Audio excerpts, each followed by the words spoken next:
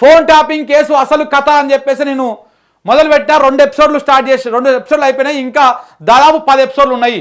దీని వెనకాల రాజకీయ కోణం ఉన్నది, ఆర్థిక కోణం ఉన్నది, సామాజిక కోణం ఉన్నది, దీని వెనకాల స్వార్థ ప్రయోజనాల కోణం ఉన్నది. ఇట్లా రకరకాల కోణాలు ఉన్నాయి.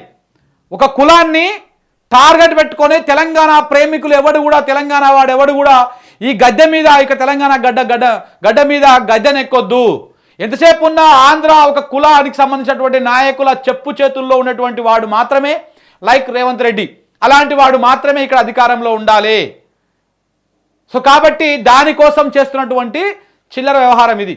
ఫోన్ ట్యాపింగ్ కేసు అంటే దీని వెనకాల ఉన్నటువంటి కథ ఏంది, కారణం ఏంది? 2015లో చంద్రబాబు నాయుడిని తరిమేసిర్రు, ఇక్కడ నుంచి తెలంగాణ నుంచి కరకట్టకు తరిమేసిర్రు. పారిపోయినటువంటి చంద్రబాబు నాయుడు ఇక్కడటువంటి తన చెంచాలు, తన జాగిలాలతోటి చేస్తున్నటువంటి వ్యవహారం ఇదంతా. దీని వెనకాల చాలా పెద్ద కుట్ర కోణం ఉన్నది. ఆ కుట్ర కోణంతో మీరు చూడండి, రేవంత్ రెడ్డి గారు ఎన్నికలకు ముందు కొంతమంది అధికారుల పేర్లు తీసుకొని మాట్లాడతాడు. ఇలా బీఆర్ఎస్లోకి దమ్ము లేదు, వాళ్ళకి దమ్ము లేదు కాబట్టి ఇలా ఎవడెవడు ఫోన్ ట్యాపింగ్లు చేస్తూ ఉన్నాడో వాళ్ళ పేర్లు చెప్తలేరు వీళ్ళు. ఇలా ఎవడెవడు ఇంటెలిజెన్స్ విభాగంలో ఎవడెవడు ఎగిరెగిరి దొక్కుతా ఉన్నారో వాళ్ళ పేర్లు చెప్తలేరు వీళ్ళు. కానీ రేవంత్ రెడ్డి ఏం చేసిండు, 2018 తర్వాత 2019-20 నుంచే స్టార్ట్ చేసిండు. పేర్లు తీసుకొని ప్రభాకర్ రావు నువ్వు వేడున్నా వదిలిపెట్టను, ప్రణీత్ కుమార్ నువ్వు వేడున్నా వదిలిపెట్టను, లేకపోతే ఇంకా పలానా XYZ ఏడున్నా వదిలిపెట్టను, మహేందర్ రెడ్డి నువ్వు బ్రోతల్ హౌజులు నడుపుకో, నువ్వు డీజీపీ కాదు, ఇట్లా పేర్లు తీసుకొని భయపెట్టించిండు. ఆ దమ్ము బీఆర్ఎస్లోకి లేదు, అది వేరే విషయం పక్కన పెడితే. అట్లా భయపెట్టించి అంత వ్యవహారం అంతా అధికారంలోకి వచ్చినాక అందరిని దగ్గరికి తీసుకొని ఒక వ్యవహారం నడుస్తూ ఉన్నది, దాని వెనకాల పెద్ద కుట్ర కోణం ఉన్నది. ఫోన్ ట్యాపింగ్ కేసు అనేది తేలిపోతుంది.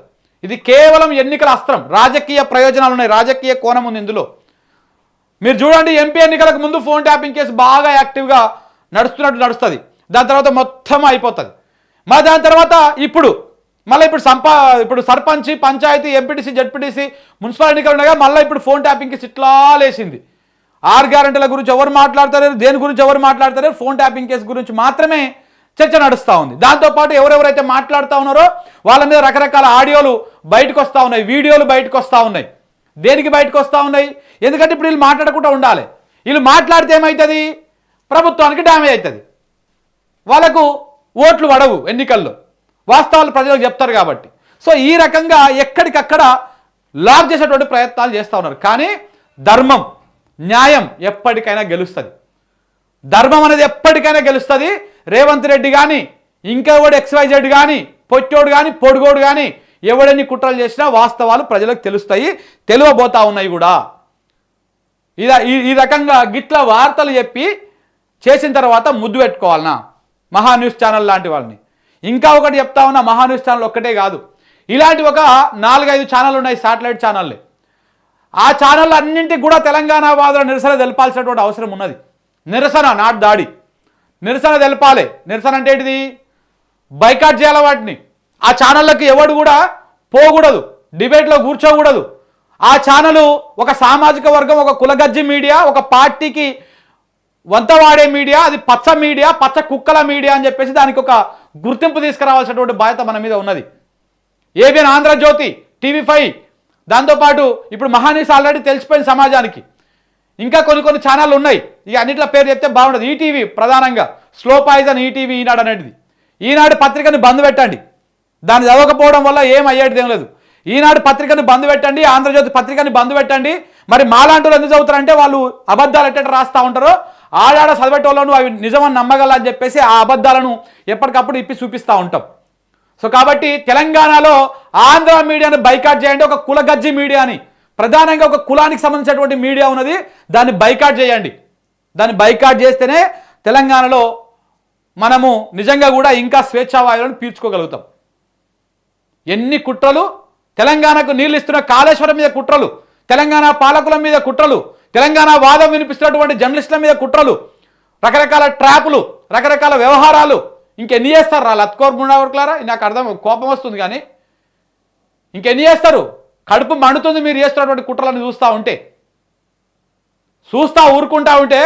బిడ్డ చెప్పినా కదా, మీరు మీరు మీరు ఎన్ని కుట్రలు చేసినా భరిస్తుంది తెలంగాణ.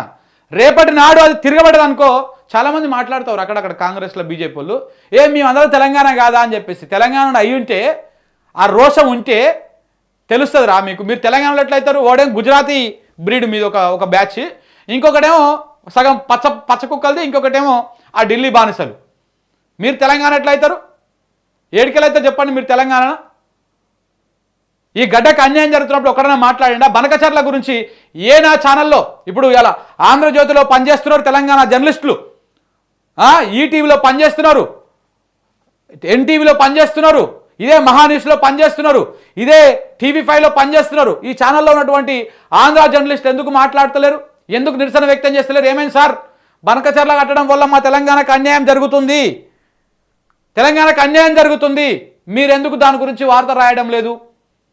మేము తెలంగాణ వాళ్ళం, మా నీళ్ళను దోసుకపోయే కుట్ర చేస్తూ ఉంటే, అదే ఆంధ్రజ్యోతి పత్రికలో ఫస్ట్ పేజీలో హరీష్ రావు గారు నోరంతా నెత్తినోరు కట్టుకొని ఒక పెద్ద పీపీటీ పెడితే, కనీసము ఒక చిన్న డెక్కులో కూడా పెట్టలే, చిన్న లీడ్ స్టోరీలో కూడా పెట్టలే. బనకచర్ల మీద ఆయన పవర్ పాయింట్ ప్రజెంటేషన్ ఇస్తే ఇగో అంత కుట్ర చేస్తూ ఉన్నది. అందులో ఉన్నటువంటి తెలంగాణ వాళ్ళు మీ సోయికి రండి. 100% మనకు ఉద్యోగం అవసరం, మన పుట్ట గడవాలి, మన ఫ్యామిలీ గడవాలి. కానీ మన రాష్ట్రాన్ని రేపు మన పిల్లల భవిష్యత్తు అంధకారంలోకి పోతుంది. ఇలా వాడు మనకి ఇస్తున్నాడు 20,000, 30,000, 40,000, 50,000, ₹1,00,000 ఇస్తుండొచ్చు. కానీ దీంతో పాటు మన వాదాన్ని మనం వినిపించాలి. అబద్ధాలు ఏం రాయొద్దు, ప్రాపగండా ఏం రాయొద్దు, వాస్తవాలను మాత్రమే రాయమని చెప్పండి తెలంగాణ గురించి. ఆంధ్ర మీడియా ఛానల్లో, ప్రధానంగా కమ్మ కుల మీడియా ఛానల్లో పనిచేస్తున్నటువంటి తెలంగాణ మిత్రులారా, జర్నలిస్టులారా, మీ గుండెలనే చేసుకొని తెలంగాణ ఆత్మగౌరవం కోసం ఒక అర్ధగంట సేపు ఆలోచించండి. దయచేసి ఆలోచించండి. మీరు లేకపోతే ఏ ఛానల్ నడవవు నాకు తెలుసు. మీరు లేకపోతే ఏ ఛానల్ నడవవు తెలంగాణలో, హైదరాబాద్లో. మీరు కనుక ఒక్కసారి పిడికిలు బిగించిరంటే ఈ ఛానళ్ళన్నీ తోకం ముడుచుకొని పారిపోవాలి. అగో అది తెలంగాణ జర్నలిస్టుల పవర్. కానీ మరెందుకో కొంతమంది బానిసల లెక్క మారిపోయి వాళ్ళకు ఊడిగం చేస్తూ ఉన్నారు. సో కాబట్టి కొంత తేరుకోవాల్సినటువంటి అవసరం ఉన్నది. ఇట్లా ఇంత మాట్లాడితే, ఈ రకంగా తప్పుడు వార్తలను ప్రచారం చేస్తే నిన్న జగదీష్ రెడ్డి గారు మాట్లాడారు, చాలా అద్భుతంగా మాట్లాడారు వారు. ఆ బయట వినిపిస్తాను నేను. తెలంగాణ ఇప్పుడు జరిగేది దాడి కాదు, జరిగింది ఇది నిరసన మాత్రమే, దాడి స్టార్ట్ చేస్తే ఎట్లుంటుందో చూపిస్తామని కూడా ఆయన చెప్పిండు. ఒకసారి బయట మీకు వినిపిస్తాను ఆగండి.